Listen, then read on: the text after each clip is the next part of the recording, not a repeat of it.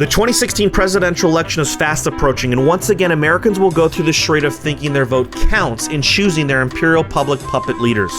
Some candidates have names even the average fluoride-brained, toxic GMO-eating Americans may recognize. Douchebag number 1, Jeb Bush. Douchebag number 2, Hillary Clinton. Both keep getting mentioned by the teleprompter reading morons on that box sitting in the middle of so many US subjects' living rooms. The question the government lapdog mouthpiece propaganda machine fails to ask is, do we really want another 4 Bush or Clinton years? Thankfully, the new digital media is screaming this rhetorical question at the top of its lungs. In case you're wondering, the answer is no. With over 300 million people living in America, the country just can't seem to get away from an infestation of society's most vile parasites that are the Bush and Clinton families. What religion are Buddhist monks? Buddhist monks. Buddhist monk. The average dull American thinks the conservatives for less government and a liberal wants more government. The reality is the government is only going to keep expanding, whether you like it or not. But the powers that be will let you pick the flavor of your tyranny. So you think you have a choice. Voting sounds about as pleasurable as having to pick out which STD you'd like to have. What flavor of overpaid bureaucrats telling you what to do would you like for this 4 years? Turd sandwich or shit casserole? Has it hit you yet that the system we call government is in a constant growth trajectory that will eventually implode on itself? Would it surprise you if I told you that the Democrats and Republicans are driven by the same motives?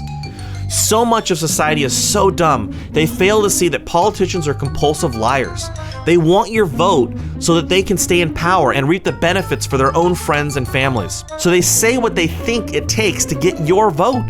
Most politicians put their own self-interest above what's good for America. If we get another Bush or Clinton elected, it will be the worst we could ask for. One of the two families most entrenched in the current system, working to expand their family dynasty. Even if a politician had the desire to do good because the general public is so stupid and dependent on sucking from the government teat for nourishment, it is not in the interest to pull the plug on even the most wasteful of programs because that would cause immediate pain. This cannot happen under any selfish president's watch because then this pain would be associated with them staining their name and making re-election much harder, if not impossible. These days, it is becoming ever more obvious that the Republican conservatives are just as liberal with the nation's purse as a tax and spend liberal. Deficit spending has accelerated under Barack Obama, but it started with George W. Bush. With $18 trillion in national debt, the time has passed for laying blame. If we include the $100 trillion in promises based on our future taxes, selling our children and their unborn children down the river, there's $1 million of debt per citizen, and it's only going up. In reality, every administration since Andrew Jackson is to blame, but we can start with someone more recent and dear to our hearts, George W. Bush, who in 2002 pushed home ownership and helped create the biggest bubble to pop in history. It is really hard for many low-income families to make the high down payment. And so that's why I proposed and urged Congress to fully fund the American Dream Down Payment Fund. By the end of GW's nauseating 2 terms, the cost of wars, bailouts, and stimulus doubled the national debt. When Obama's reign is complete, the debt will basically have doubled as well. One of the biggest government expenses is bailing out the private sector, otherwise known as crony capitalism. The history goes back through many Republican administrations, from Nixon's 1970 Penn Central Railroad, Ford's New York City bailout, Reagan's Illinois Bank, and Bush Sr.'s savings and loan bailout, which was the largest until Fannie and Freddie under the crisis George W. Bush helped create. With Grandpa Prescott Bush and Nazi ties, Papa Bush and the CIA, and W and his Saudi relationships, hasn't America had enough of the Bushes? Hell, even HW's wife said in 2013 in response to a Jeb 2016 question, there are other people out there that are very qualified, and we've had enough Bushes. On to the Clinton family. We've only had one president, but we've had his wife Hillary stick around like a nagging cough as a New York senator and Secretary of State during Obama's first term. There are so many reasons not to choose these two clowns, and the main one should be that they're not that different from each other to begin with. Both support endless war. It has been more than a decade since the invasion of Afghanistan and Iraq, and America's entanglements are far from over. Even Nobel Peace Prize having Obama can't help but drop bombs, fund rebels, and start new wars in Pakistan, Libya, Yemen, Somalia, and Syria. Under Bush, we had Iraq and Afghanistan. During the Clinton years, we saw conflicts in Afghanistan, Sudan, bombings in Kosovo. Regarding Hillary, do you think someone caught up in the Benghazi scandal, funding Libyan rebels and continual civil war, and wants to send arms to expand the Ukrainian war, would tone down on bloodshed as a commander-in-chief? It is obvious establishment Republicans and Democrats both love war. Both are bought and paid for by big business. In 2008, Obama's top donor was Goldman Sachs. For contributors to Hillary Clinton since 1989, Citigroup, Goldman Sachs, JP Morgan, and Morgan Stanley make up 4 of the top 6. In the 2012 election, Romney was also funded by the big banks.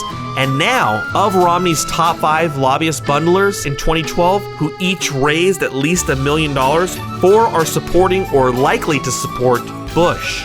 If big banks fund the only likely presidential winners, we can expect more bailouts to failing institutions taken from the taxpayers' ever-shrinking pockets. Facing a potential economic collapse worse than 2008, it may not really matter who is elected. In fact, whoever is in office will be blamed for the next crisis that's been a century in the making.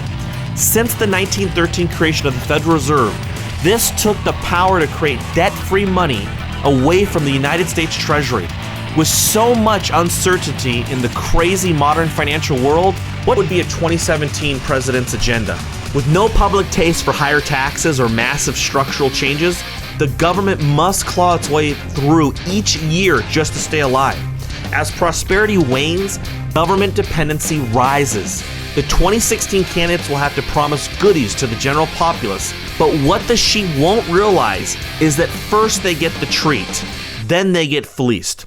401k nationalization will be the next push that will happen under either liberal or conservative umbrellas. The government is running out of revenue streams and buyers of its out-of-control debt.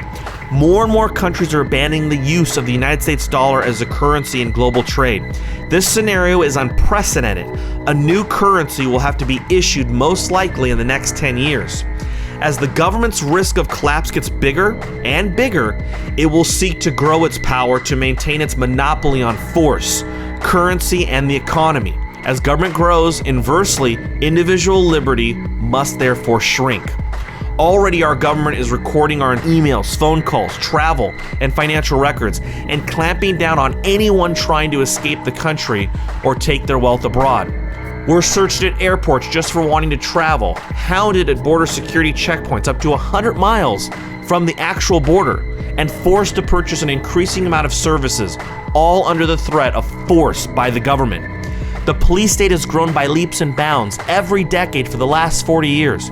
America has the highest incarceration rate in the world, disproportionately affecting minorities and with punishments for nonviolent crimes. This is not the land of the free anymore, and it will just turn into the land of the even less free under another Bush or Clinton as the new supreme leader. If you recognize the inevitable problems facing this country, you need to act now. You can start by opting out of the system. Share this video or download our free report on 10 steps to take to avoid the next big government president. Go to crushthestreet.com/election2016.